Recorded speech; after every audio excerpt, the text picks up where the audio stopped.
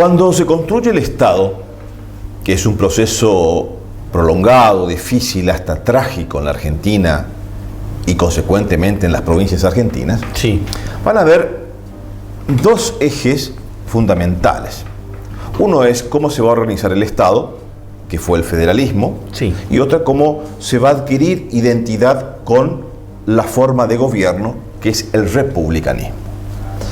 Estos dos valores, porque son más allá de forma de Estado y gobierno, son valores cómo se debe convivir en una comunidad organizada, tuvieron cierta identidad y practicidad en los orígenes.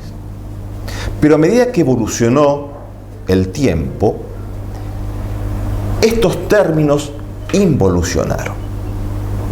¿Qué quiere decir? Que a medida que madurábamos cronológicamente los argentinos, vimos como la valoración de estos conceptos se fueron degradando. Causas, razones, hay muchas. Desde la historia podemos encontrar algunos por qué ha ocurrido esto. Desde la perspectiva del federalismo, la debilidad de lo que significó aquella forma de Estado y lo que hoy tenemos. Pero hagamos foco en esta cuestión particular que es la ética republicana. Estos mecanismos por el desprecio de la cosa pública. ¿Por qué? Porque estos vicios que nos lleva a la república tienen su origen en el desprecio de la cosa pública. Se perdió el valor de lo que es de todos.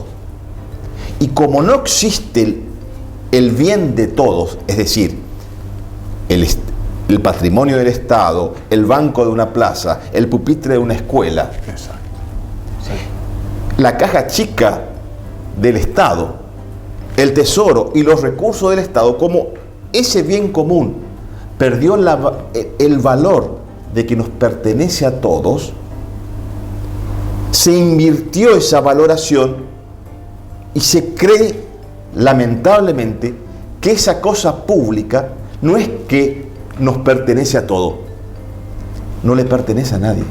Sí, o le pertenece. Al tener esa visión, esa falta de concepción de cosa pública, de que nos pertenece a todo, y cambiar esa valoración y dar el valor de que no le pertenece a nadie, no es mío, comienza la apropiación. La apropiación y la destrucción.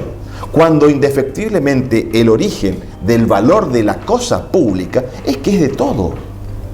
Partamos de un ejemplo mínimo, la plaza del barrio. La plaza del barrio es de todos. Exacto. La plaza del barrio es de todos y al ser de todos es parte de mi patrimonio como tal, razón que yo tengo que como cuidar. Ciudadano la tengo que proteger. No. Como hago en mi patrimonio personal. Yo cuando estoy en mi casa, termino de comer una golosina, no tiro el papel en el piso. Claro. Voy al cesto y lo tiro. Pero en la plaza hay conductas que terminan de comer la golosina o terminan de desenvolver algo y tiran el papel o el recipiente de la gaseosa al piso.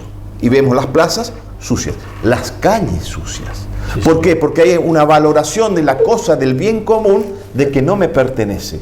Pero el bien común me pertenece porque es común, es de todos. Y esa falta de valoración hace que los funcionarios, aquellos que tienen que administrar la cosa pública, no las consideran como pública de todos, las consideran de nadie. Y al ser de nadie, se apropian.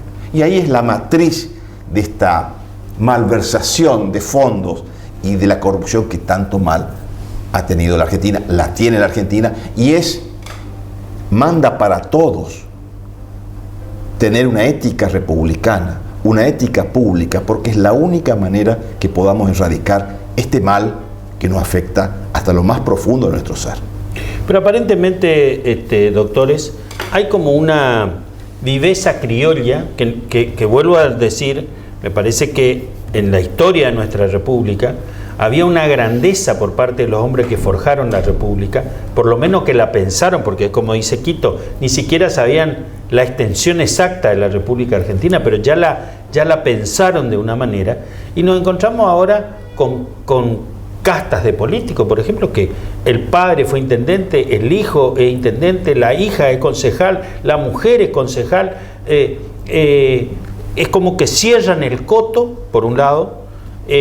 Por otro lado, hay casos de que el hijo de, sin tener méritos, sin ser una persona preparada, como hablábamos hoy, capaz el padre lo fue, pero él es hijo de, y él ya tiene un lugar en la lista por tener la portación de apellido, digamos, pero por ahí no tiene ni la formación cultural ni la formación republicana. Una de las cuestiones necesarias para cumplir la función pública, por la función pública tienen que estar los mejores. No, pero aparte indefectiblemente, desde la antigua Grecia, quienes estaban en la función pública, quienes estaban en el Estado, indefectiblemente eran los mejores. No es así ahora.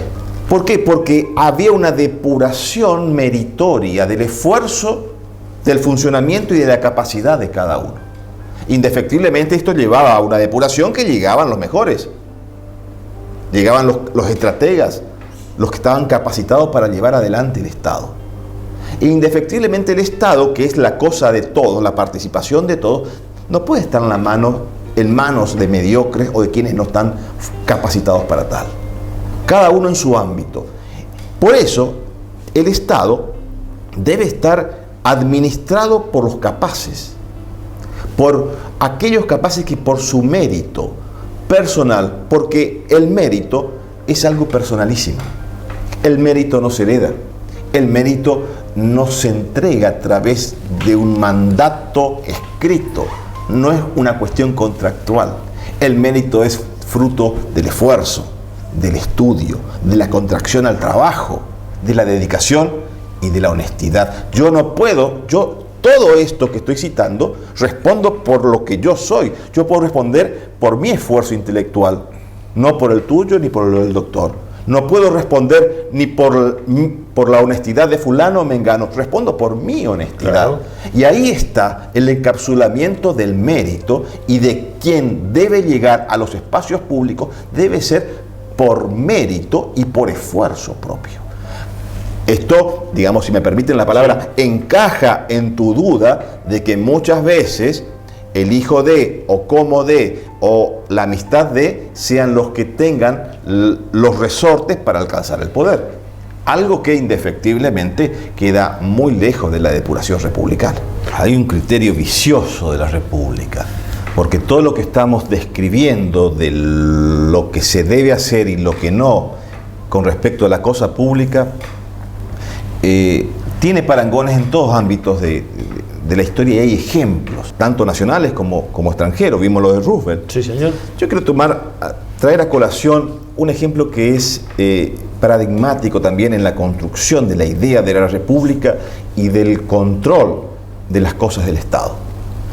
Cuando la Argentina vivía un proceso difícil, trágico, de formación, durante la presidencia de Bartolomé Mitre, en 1862, para 1863 se estaban haciendo los últimos ajustes para perfeccionar la construcción definitiva del tercer poder del Estado que faltaba configurarlo, que era el Poder Judicial, con la configuración definitiva de la Corte Suprema de Justicia.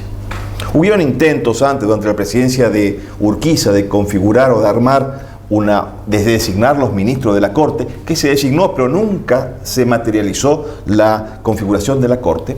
Fue durante la presidencia de Bartolomé Mitre que se construye, se arma por primera vez la Corte Suprema de Justicia. Cuando había que designar los ministros, le preguntan a Mitre, entre el equipo de aquellos que iban a proponer los pliegos para que apruebe el Senado, Mitre responde: buscaremos a los ministros de la futura Corte en todos aquellos que sean adversarios míos políticamente. No quiero a ninguno del Partido Liberal. Quiero que todos sean mis antiguos adversarios y sean ellos, desde la Corte Suprema de Justicia, que controlen mi gobierno. Así fue.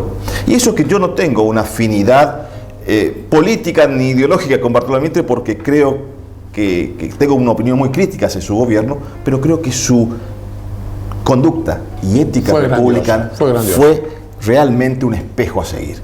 Entonces, y estamos viendo con estos ejemplos que el ánimo republicano en la Argentina en muchos momentos fue valorable, fue rescatable, fue necesario la idea de una república viva, muy distinto en las antípodas de lo que hoy estamos padeciendo.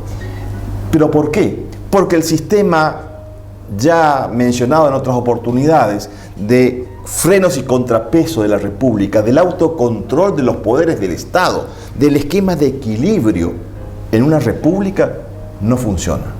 Porque no tenemos un sistema independiente de justicia, donde el poder judicial está politizado, donde los jueces no tienen la capacidad de llevar adelante su ánimo de justicia, sino priorizan los valores políticos antes que los republicanos. Y en esa degradación viene la desconfianza también de la ciudadanía hacia la justicia, hacia el poder legislativo, hacia el poder ejecutivo. Y cuando hablamos de los tres poderes del Estado, hablamos del descrédito de la república. Pero es una deformación y es un vicio, porque hay que rescatar la república. Y cuando hablamos de la política, no hay cosa más maravillosa que la política. Exacto. Hay una deformación del término, de la noción y del concepto política. Hay que salvar la política, porque el ejercicio, la acción, la conducta política, que es natural en el hombre. El hombre es un ser político. El hombre no puede vivir sin hacer política. Y la política es lo único que va a salvar a la república. El accionar del hombre, la virtud del hombre, la conducta proba del hombre, que se da a través de la política. Debemos ser políticos, tener una acción política para salvar la república. Porque muchas veces, con este descrédito de la política, estamos destruyendo los caminos y las vías para salvar la república. La política no es mala, es magnífica, es maravillosa, pero como toda herramienta puede ser utilizada, depende del brazo que la manipula.